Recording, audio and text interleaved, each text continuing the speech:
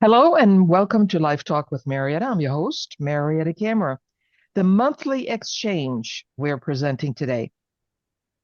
And the monthly exchange is a space where we come together once a month to throw ideas into the room and see what stirs and see what sticks. I like that better, see what sticks. There's no agenda, no experts, no pressure to perform, just people reacting, thinking out loud, and exchanging perspectives as they come. And why the monthly exchange? Well, for our participants, you practice thinking on your feet.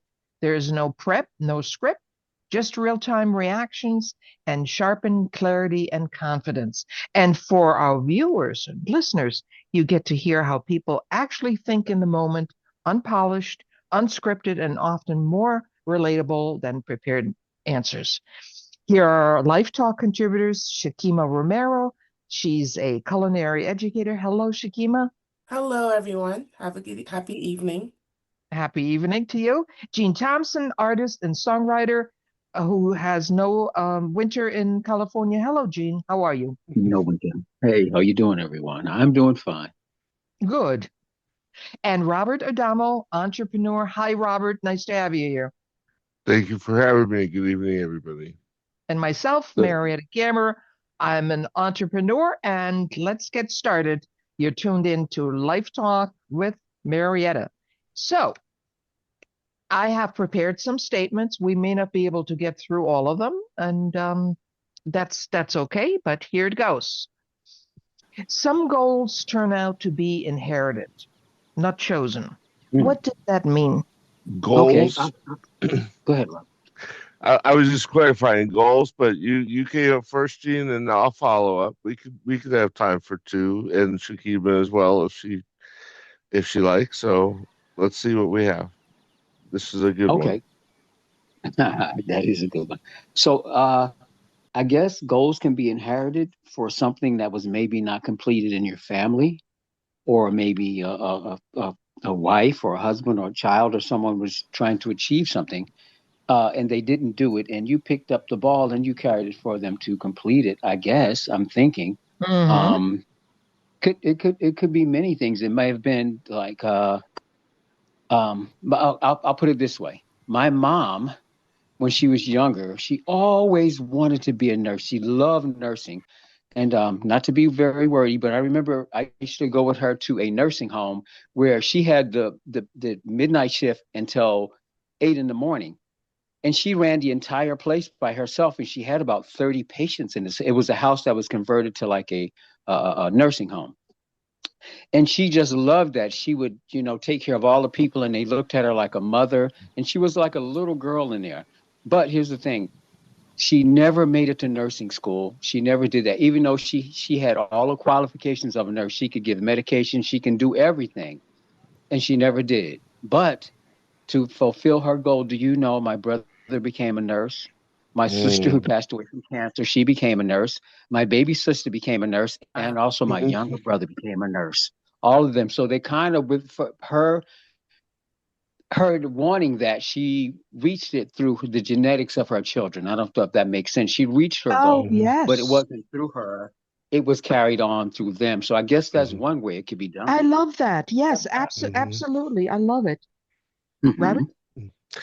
I would agree 100%. And in my case, my father was an artist, but his life was cut short at 35 with a heart attack. And my brother, though, Oh, did pick up where he left off some 30 years later, building houses and doing artist stonework and all kinds of things. So I definitely think that goals and achievements, they're inherited for different reasons, but I like your story so much better, Gene.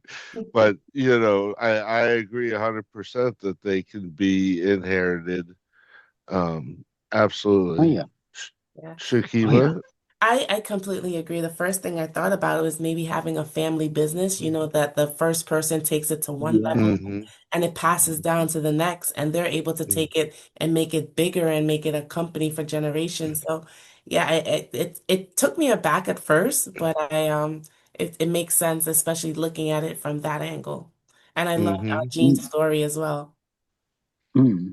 Absolutely. And that, And go ahead. I'm sorry, and the thing is, when they became nurses, I think she only realized the first one, my oldest sister who passed away of cancer. The other three hadn't even gone to nursing school yet. My other sisters, two of my sisters, no, my sister and my brother, they were in the military and they went in that way. But my mom was gone by that time when they got their degrees. So Mm-hmm. she didn't even know it, but her goals were being fulfilled, even though in other words, I'm saying this to say that sometimes your the legacy of your gold or your what was the how do you say it, Marietta? I'm sorry. Um, Oh, inheritance. uh, Do yeah, inherit. Yeah.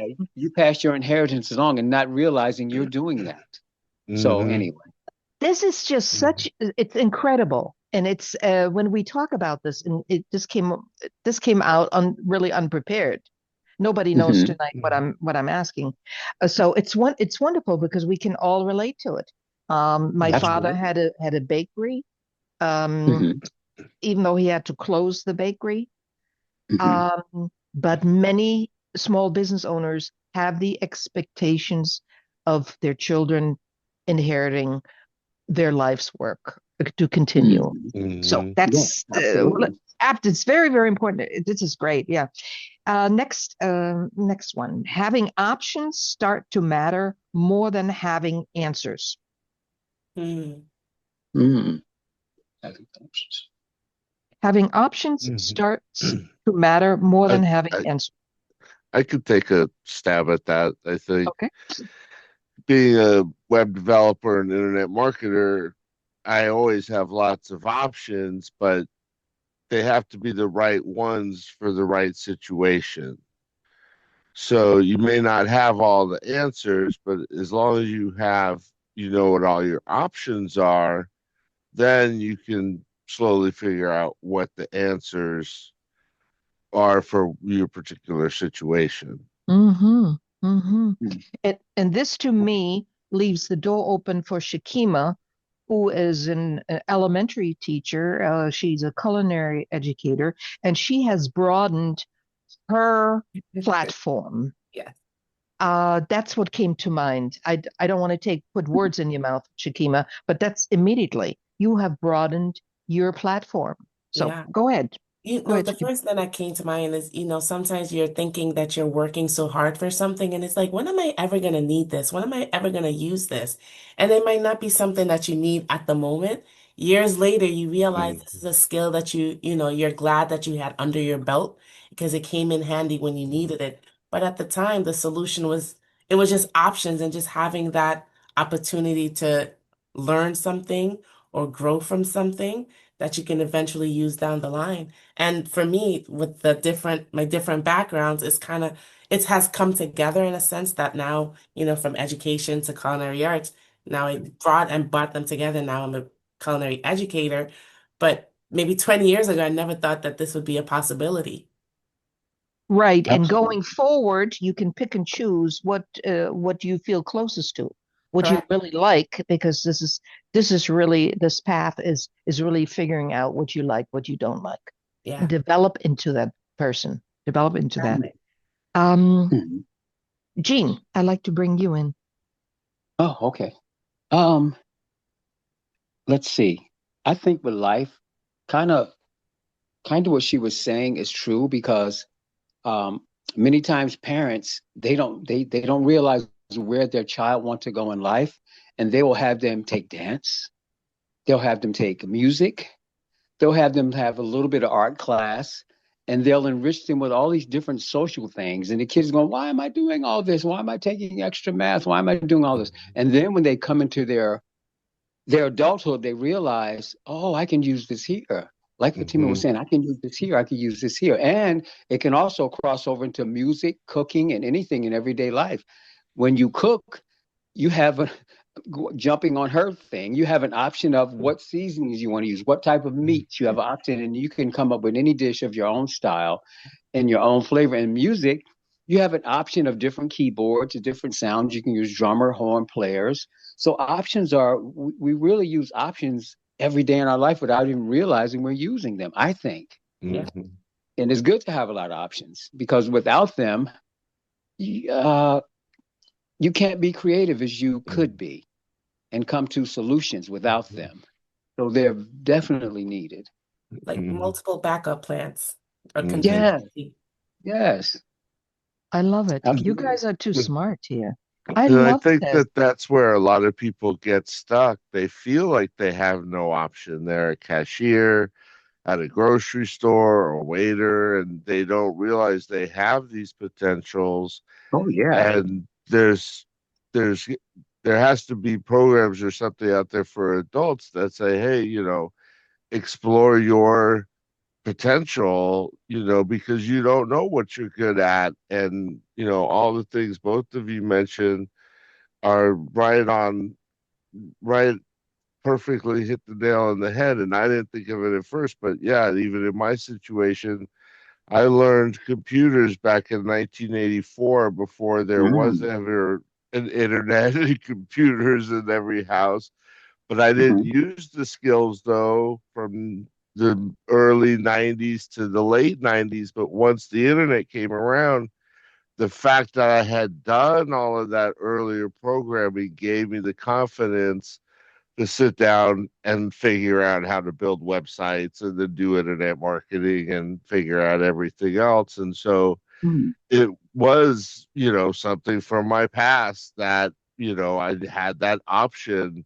Whereas if I didn't learn those skills early on, it wouldn't have even been an option to sit down and mm. try to tackle learning how to build websites and everything. So you guys both right on, and definitely though people need to figure out that the answers come when you look at your options. And I think Absolutely. that that's something that, Marietta, we probably could do a whole show on that, I'm sure. No, Yeah. Mariette is one of the best at doing that. Exactly. Can I please have that in writing and Oh, before yeah. the night Oh, is oh, over, definitely. before you change Definitely. your mind? Definitely. Just kidding. So next one, I think you guys are something else. I love this. Here's the next one. Stress loses its reputation as productivity. Stress loses its reputation as productivity. Hmm. Stress versus reputation. Well, when people Productivity. stress out, they feel like they're running around, they're doing all these things, but they're not actually getting anything done. Mm. Yes. And it really comes down to you got to not stress, make a plan, execute said plan, and you can't stress over, oh, we were supposed to do that at 3:30 and it's now 3:35. That's the mentality that trap workers and people in general I've noticed. Mm-hmm. Whereas, if you go with the flow, you do the best that you can, as long as you're executing your plan, then it should all work out in the end, even if all the pieces in the middle aren't perfect. You should still come pretty close to your goal. But if you run around with your chicken like a chicken with their head cut off and are looking like they're busy, but all you're really doing is making everybody crazy in the process, that doesn't help. And it makes it look like it's productivity, but it's not. That's my Mm-hmm. quick thought on that. It just to piggyback, I think a lot of times when people are stressed out, they're unable to think of what's the next step. And I found that just writing something down and doing it, even if it's a small step towards whatever it is that they need to get done, can help. Because Mm-hmm. you're thinking, I need to do everything. And I'm definitely guilty of this. I need to do everything all at once today, today, today. And I'm like, you can't get everything done. Everything is it's impossible to get everything done at the same time Mm-hmm. Mm-hmm. perfect, and letting go of that idea that everything has to be perfect. It's not true. It's not real. You'll set yourself up for failure that way and add more stress. So just write one thing down, even if it's a small step. This is what I've got done today, and it adds up. And by the end of the week, you've gotten five things done compared to a whole list of things that you probably could not do if you were trying to get it done all at once. Hmm. Absolutely. I'm looking at my list here. I got 7 things that I wrote down yesterday that I need to do. And if I don't write them down, they don't get done. But I haven't done one of them. They're still on the list. I haven't even touched one. No, I beg your pardon. I'm confident you'll get. A bag. I prepared a bag, which is actually a wonderful canvas bag with a Jean's book. And the bag looks just like the book. Jean has written several years ago a wonderful book, and one of the TV stations, Shakima was there with me in Stratford. The lady came back. She just had a baby, even though the baby is only 2, 3 months old. In another 6 months, they'd be starting to read the book to the baby. So I did get that done because I had to look for the bag, meaning it was in a box. So I had to get in the box. So okay, only 6 I have to do. So I'm doing the same thing, and I never talk about this out loud, but now I'm listening to you and Shakima and Robert. I do the same thing. And do you know, many times, many days, it works. Everything I put down, it goes 1, 2, 3. But you know what I noticed? You don't feel every day that productive. I've noticed that, and it's okay. It's all okay. Yeah. Those are not earth-shaking things. They just need to be done. They're important to get done, but not earth-shaking that they have to be done in half an hour and then, So anyway, how about you? Do you guys believe? Oh, go ahead. I'm sorry. Go ahead, Mariette. Go ahead. No, I was done. I was going to say I'm a little bit on the other side, because I found out in my life that, and I see in other people too, in other situations, that sometimes, like I said, this is on the other side of the street from, how you guys feel. Some stress is good. It helps you. Some stress it helps you be more productive, but not long term. Long term stress is not good, but short term stress sometimes really helps you out. I remember, well, it was been many times in my life where somebody said, "Oh, I need this," and I didn't do it. And then I felt under the pressure of stress of getting it done. And by that, using that short time and being stressed out, but in a good way, I got it completed, and it was done even better than if I would have lagged around overthinking it, or even like just working out. I can stand there and I can stress myself working out. I'm going to get a benefit because our muscles are going to grow. My energy is going to be better. I'm going to have more oxygen in my body if I don't go too far. But I need so much stress to get me there. Does that make sense?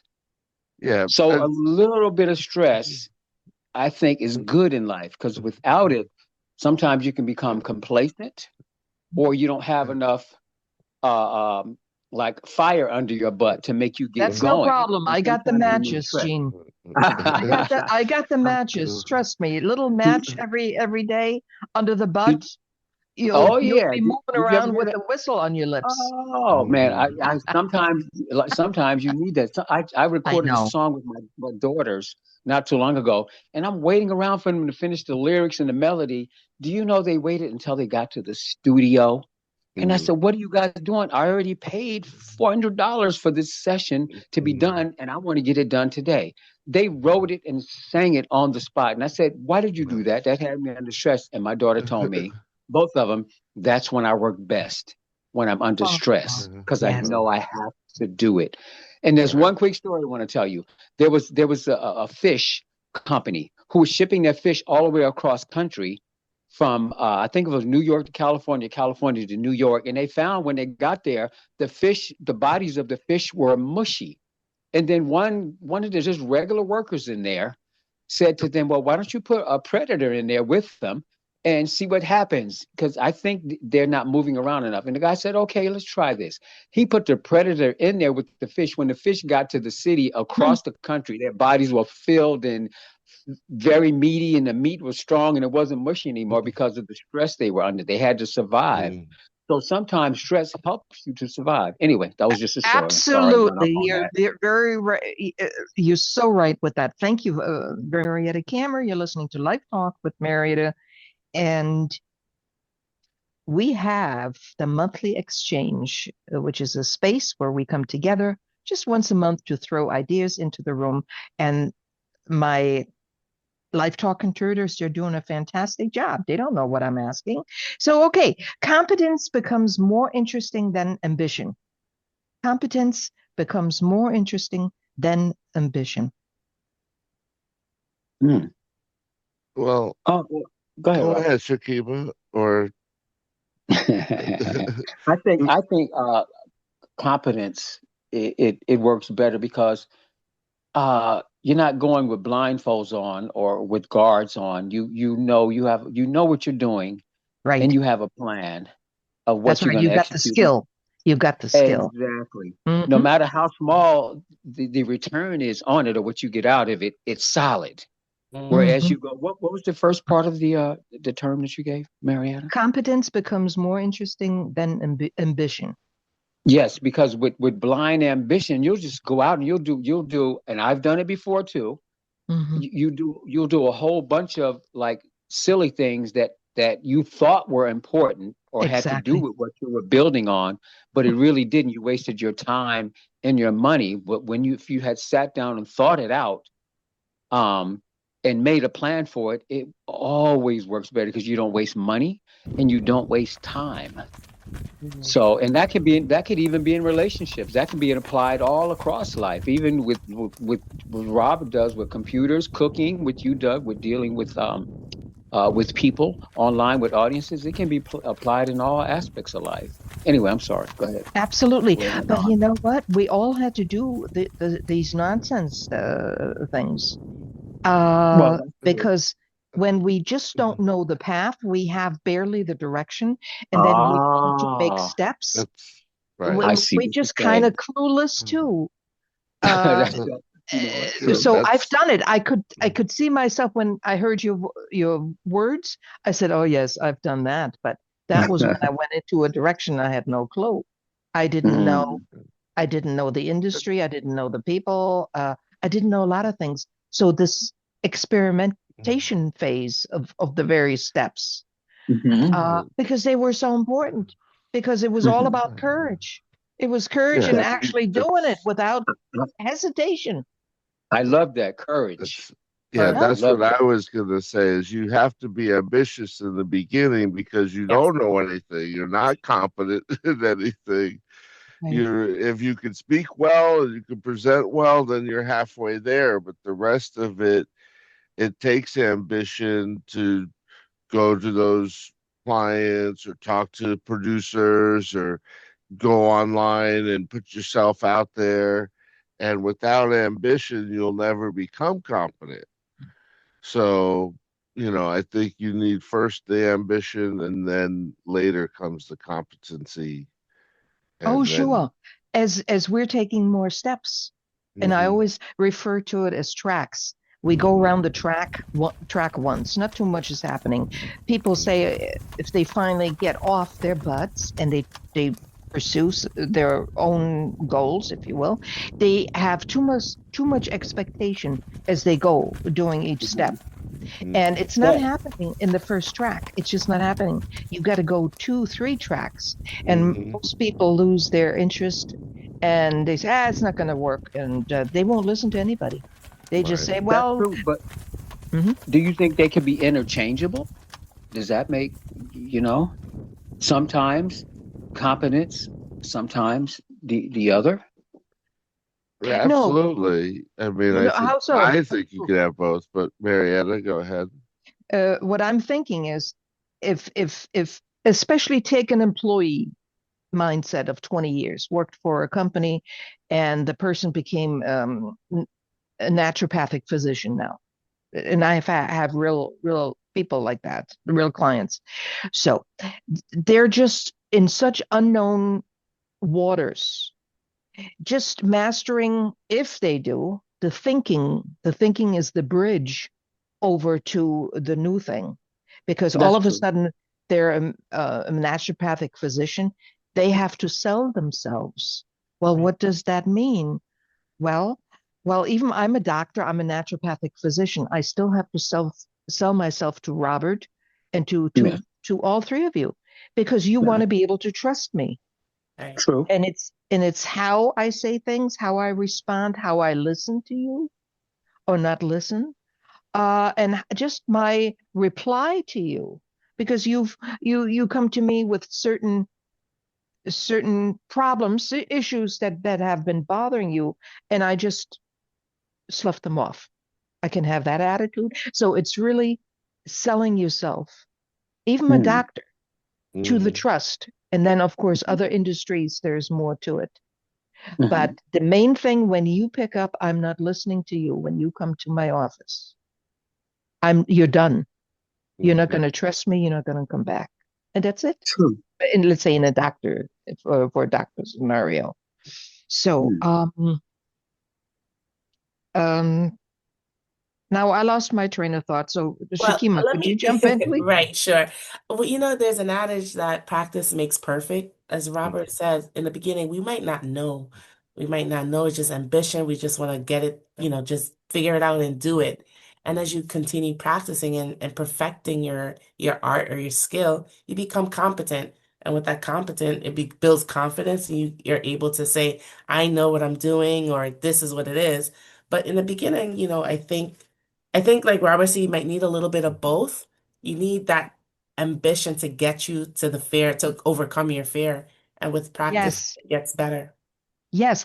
Mhm. What that reminds me of, being able to stand in front of the camera, Oh yeah. or on the radio. You do know you have confidence in what you're presenting, but what comes in as a saboteur is not being able to speak or feel you can speak freely or you're presenting it, because everybody can hear in your voice Yep. when you hold back. Mhm. So, and That's since you true. haven't done it enough times, you haven't done it, so you're really unsure, but you're sure about the content. And that Mhm. role, if you do it enough times, you grow into. I saw that with me, but it took Mhm. me Mm. 3, 4 years doing it Right. continuously every week. And then, when you constantly reflect on your work and listen to your presentation, and okay, when I presented this, I felt that. Oh, was that noticeable? No, it wasn't. The other thing, it was noticeable. So it's a constant working on yourself and making it the way you want it. That confidence, I wanted that to come across on air and video just the way I am in person. Mhm. Mhm. So that's the point I wanted to make. Can I move on So, to the next one? Or, Robert, do you have another thing? I, I'm ready for the next one. All right. Pattern become easier to spot. Patterns become easier to spot. It mm. sounds like love. Uh, Um, hmm. as we get older and we get better at our jobs or at our profession or our skill, probably G can speak to this better than me, at least when it comes to patterns in music and stuff. And when he's writing music or producing music or doing things with music, he probably can just tell where a song is going. Is that kind of true or not so much, Gene? yeah, that's very true. Hmm. Yeah, so I Yeah. think the patterns, those are the patterns that we see as professionals. I'm sure Shakima, she could see patterns with their students. Some students learn faster, or Right, some within 5 minutes, she knows, oh boy, this lady is going to take forever just to learn how to turn on the stove, right, So right, right, I, th- right. I think that's kind of what it means. Absolutely, absolutely. And Mhm. with me, it's the pattern of we constantly are, meeting new people. That's part of our business. They come, it's a revolving door. Mhm. And since we don't know the people, we don't know anything about them except they do XYZ. Mhm. And so, we're looking for certain patterns. Can we trust that person? Is that person serious about wanting to build their business, and so forth? Is that person reliable? And Mhm. when people talk a lot and they're not reliable, Um, I just look at the behavior and I got my answer. Mhm. That's what came to mind with Mhm. me. Mhm. So Mhm. we all we're surrounded with patterns. And that was a very good Absolutely. one, Robert, with Shakima in the Yeah. classroom and also Mhm. in her Yeah. classes. Mhm. You Yeah. know, Yeah. some absolutely it's fantastic, fantastic. Work gets lighter when there's nothing left to prove. Oh, okay. Work gets lighter when there's nothing left to prove. Hmm. You know, I think I'll take this one. Okay. Beginning, I think you as you're young and you're fresh, you have so much to, and that's not only prove to society, to prove to yourself. And then you gain the confidence, you gain the skills, and you realize that the only person that you really have to prove anything to is yourself. You don't have to compare yourself to anyone but yourself. You're not in a race with anyone. And I think once you No. realize that you're not in a race, it's just you against you, the stress or the load is lightened a little bit. Especially Yeah. for me. I think it's, as I'm getting a little bit more mature, um, I don't have to be like anyone else. I realize that this is my own thing. I can do things when I need to get it done, how I want to get it done. And I don't have to look at anyone to say, well, I wanted to do it like that, because that adds a layer of stress too, you know? So I Mhm. think that it's just with time is what I'm saying. It takes time, for me to get to that Yes. part, that that light and load. Mhm. Okay. It's so true. Let me jump in on this one too. Okay. Um, it takes so long for people to really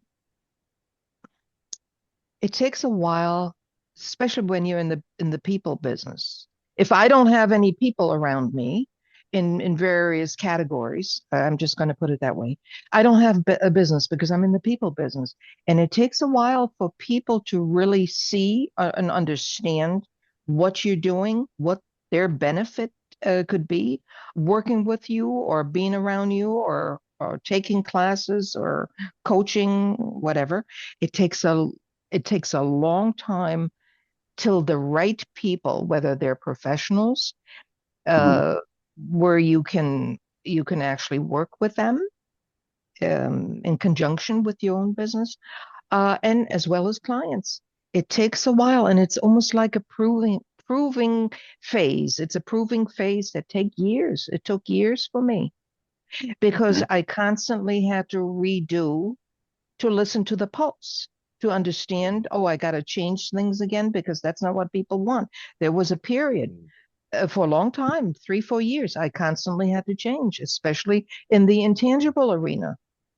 They want Mhm. this now. Now they don't want this. Now it was a jumping back and forth. So when people ask, well, what is it that you do? And I was still building it or undoing undoing it and redoing things. I got mad Mhm. when people ask me, well, what are you doing? Well, Mhm. how am I going to answer that if I don't know myself what the heck I'm doing? Mhm. Right. You know, but I tell you, once you had that direction, the bus was built, the seats were a beautiful bus, everything, everybody wanted to jump on board and sit in the seat. Mhm. And they Mhm. don't want to be around you when you're building, when you're going through the That's experimentation true. phase. That Nobody is wants true. to be around you. You know, that's too much for them. Robert, Mhm. do you have anything you want to add to that? Can you re-ask the question just to refresh my memory? Yes, work gets lighter when there's nothing left to prove. Okay, and my initial thought was, I guess I still have a lot to prove because it's not getting any lighter. Though I do agree with what Shakiba is saying. You definitely aren't in competition with anybody but yourself, and you're not, running a, you're running a marathon as a business owner. This isn't a sprint. Mm, So you definitely have to pace yourself, and that does, settles in once you settle in. And I probably felt that lighter load a long time ago, but right now with the advent of AI, and now I'm trying to learn all these other Mm. new things that I had everything mastered but then everything changed, and then I mastered the changes, and then new changes happened, and now with AI, it changes like every week, and I'm like, I can't even keep up. So, but I am doing my best, and I know that it's gonna all come together. But there is still, for me at least, there is still some things to prove, and so it hasn't. The new phase hasn't gotten any lighter. The old things, those are easy, but the new things, just like for anybody, they're a challenge. But I know I'm up for it, and I know that all the things that I've learned and worked for over the last 20 plus years has been waiting for AI. So I have to do everything I can to leverage it the best way possible. Right. So, Because we're all subject to validation, and that goes mhm, not only That's through true. our business, but also Very true. in a person in a personal sense. Yeah, So I freed that's myself true. from the personal sense, the validation long, long time ago, and I'm glad I achieved that because mhm, it gives it's a freedom, and you can actually exist as a person without having to be validated by the opposite sex, or right. Hmm. for Or that matter, anybody. yeah, anybody. Right. Hmm. That's right. Well, I think with business, since when you do new projects all the time, I Hmm. do need that validation for myself first. It's a constant validation because it's constantly new thoughts, new ideas, new projects. Some work, some don't, some doing well. So it's a validation. It's a validation pool, I would say. Hmm. If I think the same thing all the time, then I don't have to be validated. It's well, that's what it is. So I just wanted to explain that too. So, all Hmm. right. So next one, attention becomes more selective. Hmm. Attention becomes more selective. Let's see. Let me try to take a stab at that one. Attention becomes more selective. Uh, do you think that might have anything to do with maturity as you get older? Or as you experience more, I'll put it that way, not even getting older, you get more selective. Has to be focused, Yeah, because our focus, we have fewer distractions. yeah. We To have what you give your boundaries too. Boundaries. exact Don't call me at 11 o'clock because I'm busy on a call from 11 to right, 12. Right, Robert? exactly. I think this goes back to the other topics that we discussed. As what Jean said, not mature, but you get more wisdom. You become more knowledgeable. You just learn Yes. to, you learn to appreciate what's important. Okay, and a lot of the other things are just not as important as you thought they were. Hmm. Whether it's family or health or your business, a lot of other things. So that's where your attention tends to go because it becomes a priority rather than the other things where you were chasing, just trying to, fill the gaps wherever. But I think that as you prioritize certain things, that's what becomes important. Right. Okay. Thank you, Shakima. Next one. Effort and over effort start to feel very different. Mm. Effort and over effort start to feel very different. Yeah, I always give 110%, as you know, Marietta. So I I know that. I guess know I'm that. just always on over effort. But it for some people it can get them burnt out, I think. And Mm. again, as entrepreneurs, we should learn early on that we have to pace ourselves and we can't always be full throttle. Otherwise, we're going to burn out. We have to make the plans, execute the plans, just like we've all talked about tonight, and really have that. What I find really for most of my people that I deal with is people have to have realistic plans. Like I get a lot of times right now, this time of year, Valentine's Day's right around the corner. I might have a client come to me in 5 days and be like, Rob, we have to do Valentine's promotion. I'm like, yeah, we should have started that 6 weeks ago, not 6 days out. And Hmm. so, you know, people have to have realistic expectations of how things work. And when they don't, then they get anxious and stressed, and then they stress us out and everything else. So I think really having, when you have a good plan and you know how to plan things out ahead of time, then you run into those things less. And then that makes everything else work better, because then you're not trying to do something last minute and then wondering why didn't it work, and then you consider it a failure. But wasn't the idea wasn't a failure, it was the execution that was a failure. Mm-hmm. So you have to plan well and execute well, and then you see the results over time, because nothing in the world these days really happens overnight, Mm. so you have to take the time to put in, and you get out what you put in, type of thing. Mm. That's very Mm. true. What comes to mind, I never feel that I'm doing over effort, even though I am to some people, but I'm not. I just pick and choose how much workload I want to handle, and I want to handle a lot because that's just that I create a lot.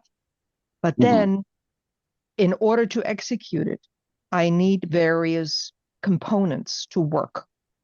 So, and Right. to give you an example, when you put shows together, you need various materials, film and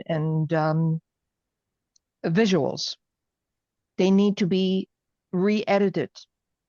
So waiting for people to give you the proper material so you can put it together is the worst for me. People that don't respond, they say they would. So now I'm asking the people ahead of time, way before we read the show, to send it to me, which makes sense. Um, because when you edit, when you put shows together, there has to be a certain feeling that comes Yeah. with it. It's not a mechanical thing. There has to be a certain feeling, and that feeling shows in the video. It just really Mm. shows. So you don't have that feeling every single day. So you need to work on this when you got it. And the feeling, it's not you open up a faucet and it comes out, and then you close the faucet again. So, and all of this wears me down when somebody doesn't react quick enough. So, Mm. and many times that's been interpreted as I throw the baby out with the bathwater. I Yeah. know Robert says that a lot, but you know Mm-hmm. what? I get it. I totally get it. It's a survival mechanism so that I can function. That's why I do this. So if I'm asking for something simple to put a picture together, so I know what to do with it and how I want to present it. I'm just using that as an example, right? Mm. I don't want to wait 3-4 days. Or if I have a certain date in mind, don't make me wait a week till you answer. It, it, that's that's beyond. Um, that's not something I can work with. I'm just saying this, not that I have ever experienced that with you guys. That's not why I'm saying it. I'm just giving it as an example because And I'm actually the opposite, and she knows that. I just tell her, just wait, they'll send it. They're just busy. yeah. The top of their mind isn't, I have to get Marietta this photo because she's on a deadline. And I had 3 calls that I was supposed to have this afternoon. They all switched for different reasons. And I was grateful because I got a little bit of a breather and I didn't have to rush and go from one Right, call to the next to the next. So right, I'm actually the opposite. It doesn't bother me if somebody gives me an extra day to talk to them. It's just a day. But with you and things you do, you have very strict deadlines, and if right. they don't meet them, then that And do you know bothers you. it's very difficult when you have five TV stations, and you're on. And I'm talking about you guys. We're on with the various shows, all three. Robert, Jean, Shakima. We're on 6 days a week. 6 days a week. Mm. Now, if I don't constantly produce, and I'm saying Of this in a course. positive way because I want to produce, But if I don't, um, I'm just going to get shut down at some point. You can only do reruns so long. Mhm. They don't care, and you lose your spot. You lose your Yeah. spot. So Context. what was I going to say? Um, I never feel burnout. I can have 10 different projects I'm working on, but give me all the little components. They have to line up, and that's my doing, that I make sure I let the people know so it's nobody's fault except mine. But in order to constantly have this production, you need all of this, the components is to make it work. That's all I want to say. And then I'm good. I can work on 10 projects, no problem. I know it gives me fuel, it excites me, Mm. but not when I Yeah. have to run after people. And then I Yeah. have to make a quick decision. The bath water has to go out. That's it. It's eating inside of me. It's eating me, and I think everybody got it. But I don't need to go Mhm. in more into it. Yeah, yeah, So I understand this because you work in film and sound. You have to. I'll give you, for instance, I'll be fast. With a movie director, they'll shoot 4 hours worth of stuff, but they only use like 90 minutes of it. So you got Mhm. to get, like you said, you got to get all the mechanisms to work with, and then what you don't need, it goes out with the bathwater.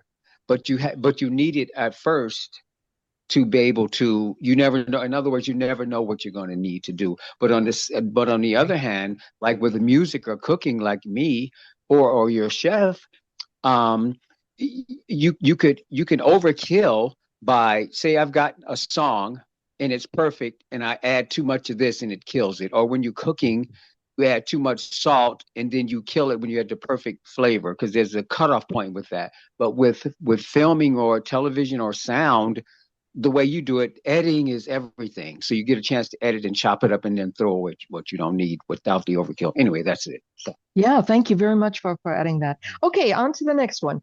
Details become more noticeable. Details become more noticeable. that one is good. Do you know what? That is so true. Detail is so true. It's the small things. There's a saying that Jesus said in the Bible. He said, "It's the little foxes that destroy the vine." Mm. People pay attention to very small details. They really do. And even if they don't really see it, they notice it. They feel it. Mm, There's something attached to detail. Um, because you can make a painting of something, but when you go and you start detailing, and that's in any art form that you do, it could be in show business, it could be in anything. Those small things are what catch people's attention. It could be Kobe Bryant doing a 360 and a dunk, where if he could have just did a regular dunk, the detailing of what he did with doing the spin made it what it was. Or a painter adding the extra, like, fine things of a real plant that normally any other painter wouldn't add, and you can see them. It brings it to life more. So to mm. me, detail in everything, in a relationship, if I have a girlfriend and if I show her detail in how I treat her, oh, she's going to notice that more than the next guy that would be there. So anyway, detail How to would me, you do detail. that? That's not, and we have Valentine's coming up, so we might as well spread the word. How would you show details to a woman? Oh, details. Uh, uh, Listen to her Hmm. for what she would want, not what I think she would want, not without asking her. If she mentioned this, I go, "Oh, that's something small. I'll add that." Or, "I like going to this place. Oh, I add that."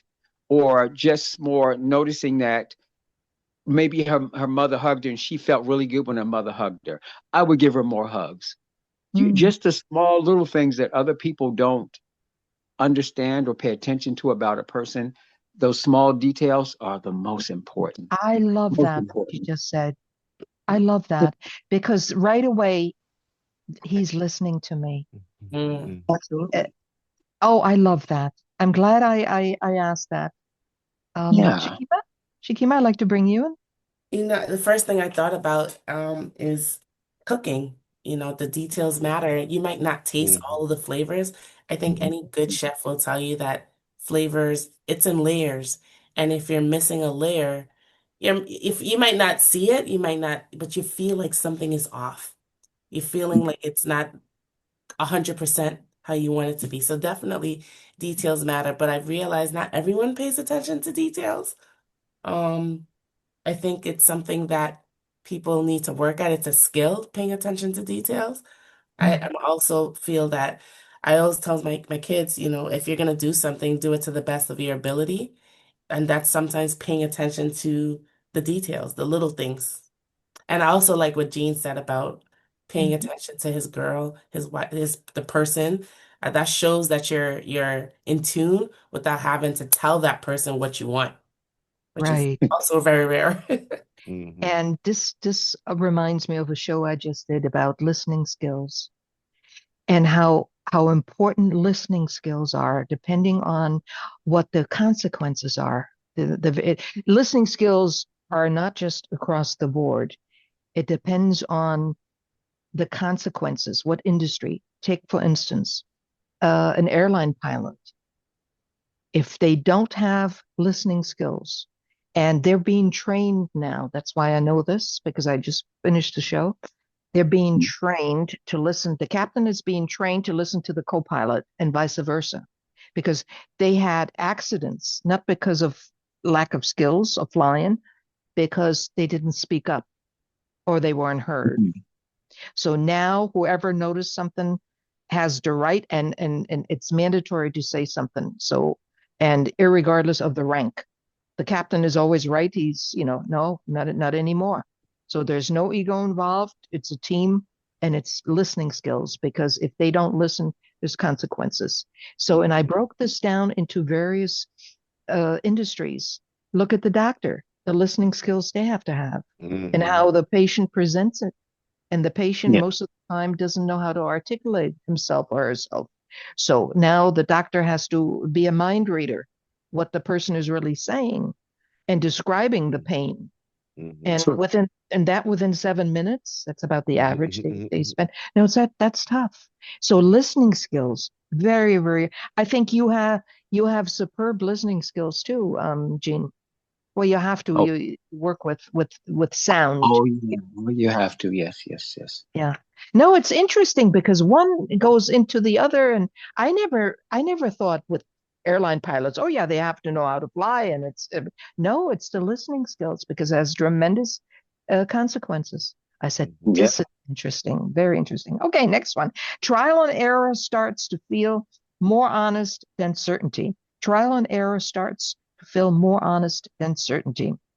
Oh, Hmm. can I jump this one first? Yes, I'm jump, just jump it, first, jump it, right? jump. Because this is so good because anything that you do artistically, and that's life on a whole, anything you do is artistic, no matter what field you're in, it's an art. You have to you have to walk through it and feel it from the inside first and birth it, and then it comes out, and that makes it real. Mhm. Does that make sense?